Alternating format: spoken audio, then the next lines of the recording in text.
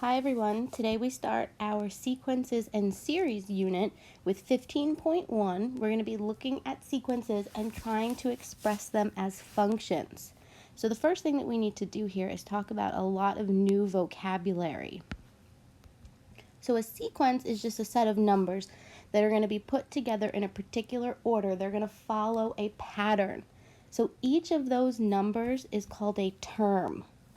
So the term number is its position in the pattern. So the first term is 1, the second term is 2. And we denote the actual term using A sub 1, A sub 2, A sub 3 notation. So a finite sequence has a limited number of terms, meaning that it stops. An infinite sequence would go on forever. Let's talk a little bit about this notation before we move on. So let's take this finite sequence example here. 3, 6, 9, 12, 15. Okay, so there are 5 numbers in this sequence, which means that the domain is term numbers 1, 2, 3, 4, 5. That's talking about their position. The range is the actual term. So 3, 6, 9, 12, 15. So in this example, A sub 1 would equal 3. A sub 2 would be 6. A sub 3 is 9. And so on.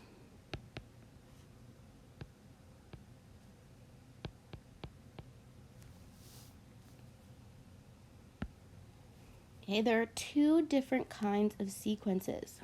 The first one is called arithmetic. So that means that each term, each number in the pattern is found by adding or subtracting a constant value, meaning whatever we're going to add or subtract is going to be the same every single time. And that value is called the common difference. Okay, and we use D as the variable for common difference. So again, we're looking at that 3, 6, 9, 12, 15 sequence. The common difference here is 3. So D equals 3 because we're adding 3 to get to the next term. So 3 plus 3 is 6, 6 plus 3 is 9, 9 plus 3 is 12, and so on. The second kind of sequence is called geometric. So geometric is found by multiplying a constant value. It's always multiplying, it is never divide. So if you want your numbers to grow smaller in the sequence, you would use a fraction to multiply by. But it's always multiplying, so you want to make sure that you make a specific note for that. Right, and that value that you're multiplying by is called the common ratio, and we use the variable r. So in this example on the bottom, okay, we are multiplying by 4 every single time in the sequence, so r equals 4. Okay, so now given 3 sequences, we want to determine if they're arithmetic, geometric, or neither. So the way that we're going to do that is using subtraction and division to determine if a constant value has been either added, multiplied, or none of the above. Okay, so if you want to pause the video and write down these 3 examples, I'm going to go on to the next slide for some more room to do my work. Okay, so for part A, I check arithmetic first, meaning look to see if the same value has been added. You can do it in whatever order that you want. So I work backwards in the sequence. So I'm going to start showing my work using 54. So I'm going to do 54 minus 36, 36 minus 24, 24 minus 16. And we do have to check every step of the sequence to make sure that it was the same value every single time. Okay, so when I subtract these, I get 18, 12, and 8. So this is not arithmetic because I did not add the same value each time. Okay, so still on A, we're going to check if it's geometric. So we're going to divide the values. So going in the same order, so 54 divided by 16, oh, I'm not, sorry, not 16, 36. 54 divided by 36, 36 divided by 24, 24 divided by 16. Okay, and each time I get 1.5, which means that a constant value was multiplied each time, making this geometric.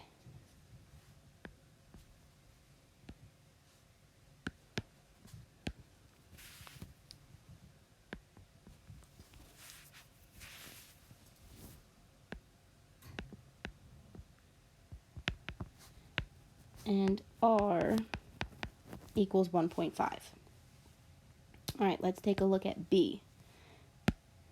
Okay, so again, I'm going to start and move backwards. So I'm going to do 16 to 9, 9 to 4, 4 to 1.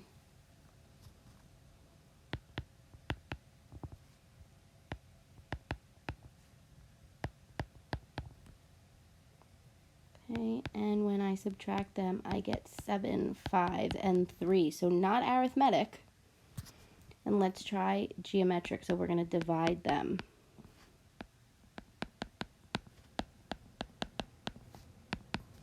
Okay, when I divide,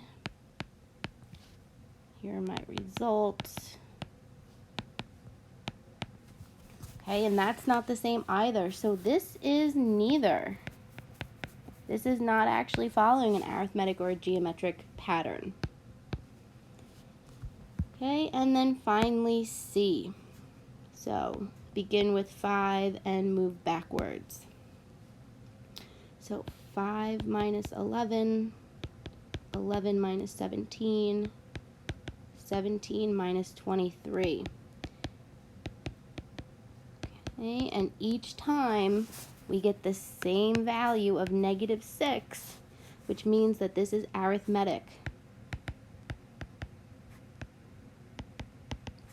And D equals -6. Okay, so we talked about this before. In geometric and arithmetic sequences, the domain is just the number of terms. Okay, so if there's 3 terms, the domain is 1, 2, 3. If there's 7 terms, the domain is 1, 2, 3, 4, 5, 6, 7. Okay, the important thing here is that arithmetic sequences model a linear function. Okay, so recall, what is a linear equation? Linear equation is y equals mx plus b. Okay, and the common difference in this case, so remember the value that you add or subtract each time, that's the slope. Okay, in your y equals mx plus b, d is going to be the slope. Now, in order to get b, okay, the y-intercept corresponds to the 0 term. So let's write this down. So the y-intercept is the 0 term. What does the 0 term mean? That's the term before the first term.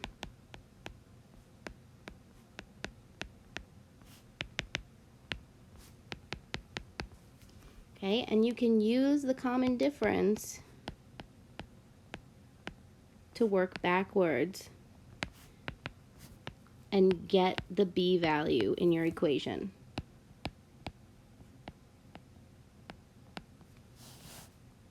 So let's see how that's going to work. Okay, so I'm given an arithmetic sequence. I want to identify the common difference, then apply it to find the next 4 terms, state the domain and range, graph, and write a function. Okay, so we have a full battery of things that we need to show here. Okay, so A, they're telling me that it's arithmetic, so I know something has been added each time. So in order to figure out what that is, we use our subtraction. Okay, and negative 4 has been applied each time.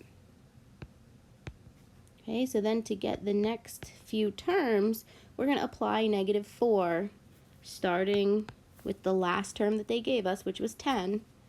So we're going to get 6, 2, negative 2, and negative 6. Okay, our domain, remember, is just the term numbers. So how many terms are there? 6. So my domain is 1 through 6. Okay, and we actually want to write out each individual number. We don't want to do 1-6 because we're writing a set of numbers here. Okay, my range is the actual numbers in the pattern. Okay, the actual numbers are 18, 14, 10, and then those few that I found. Okay, that's my range. All right, let's graph these because it'll make it much easier to come up with our equation. Okay, so term 1, these are the term numbers on the x-axis. So the first term is 18. A little high. Okay, the second term is 14. The third term is 10. The fourth term is 6, and so on.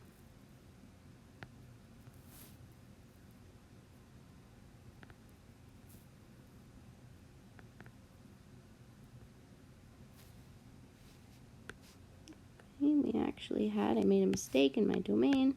We were using 7 terms. Okay, so then we can connect these. Definitely use a ruler. All right, and the last part, E, we're going to write our equation. So we know arithmetic is linear, and my slope should be my common difference. So my slope here should be negative 4.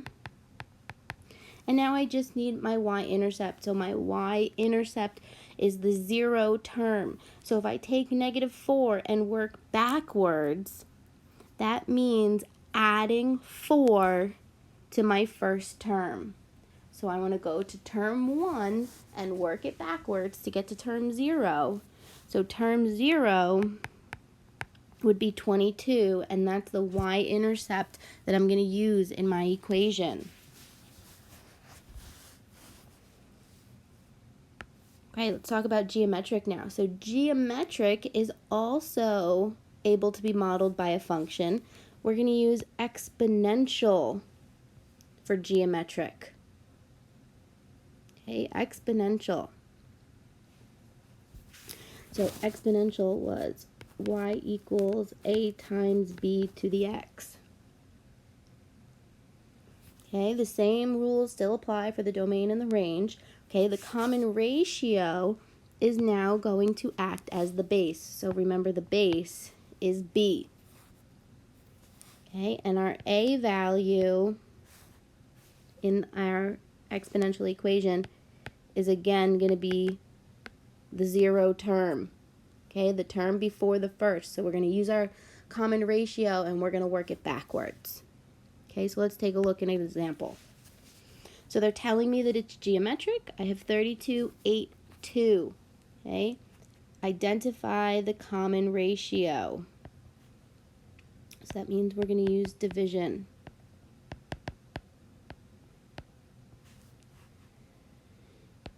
My common ratio is 0.25, 1/4. When it's a terminating decimal, you can use the decimal. If it's repeating, you must use a fraction because we need the exact value. Okay, B, find the next 3 terms. So we're going to apply multiplying 0.25 to my terms. Okay, picking up where we left off with 2. So multiply by 0.25. Okay, we get 0.5. We do it again. We get 0.125. We do it yet again.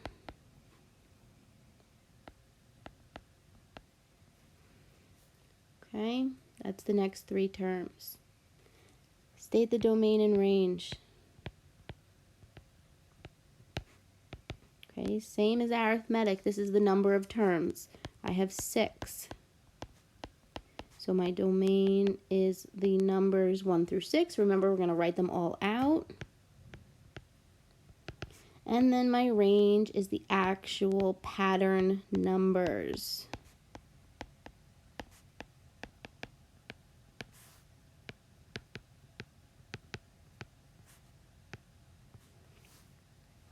All right, and let's graph these. Okay, so first term is 32. Second term is 8. Third term is 2. And then these little itty bitty decimals, okay, we're just going to estimate. So you can see that this is taking on the shape of an exponential curve. That's what my graph should look like. Okay, and we are going to do part E. We're going to write the equation. Okay, so y equals, we could work our common ratio backwards with the 32. So instead of multiplying by 0.25, we could divide by 0.25. We could multiply by 4, however you want to think of it, to get the 0 term, okay, which would be 128. Our base is the common ratio, and then it's to the x power. Now there's also another form that we could use. We could also do y equals a times b to the x minus 1. And when we use this form, a is going to be the first term. So instead of the 0 term, it's the first term, and we accommodate for it being the first term by using x minus 1 in the exponent instead. Either one of these forms would be acceptable. So this second equation would be the first term of 32. Okay, your base is still your common ratio, but now you're going to do x minus 1 as your exponent. These are equivalent. Okay, these two equations are equivalent. All right, so at this point, you want to pause the video, okay, and try and do this next example on your own, modeling after the two that we just did. Okay, now it doesn't tell you whether this is arithmetic or geometric, so you may have to test both. And then there's an additional part. What will be the value of the 25th term? You want to use the equation that you're going to write in order to evaluate that, because obviously you're not going to sit here and add, subtract, or multiply 25 times to get to that term. So you want to use your equation. Okay, so go ahead and pause the video, work this one out.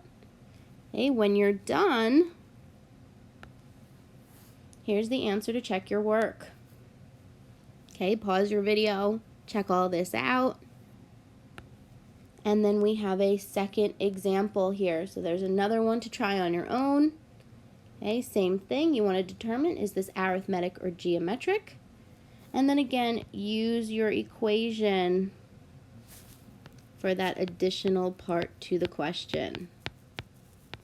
Okay, pause your video. And here is your answer. Okay, be sure to ask any questions that you have about this video.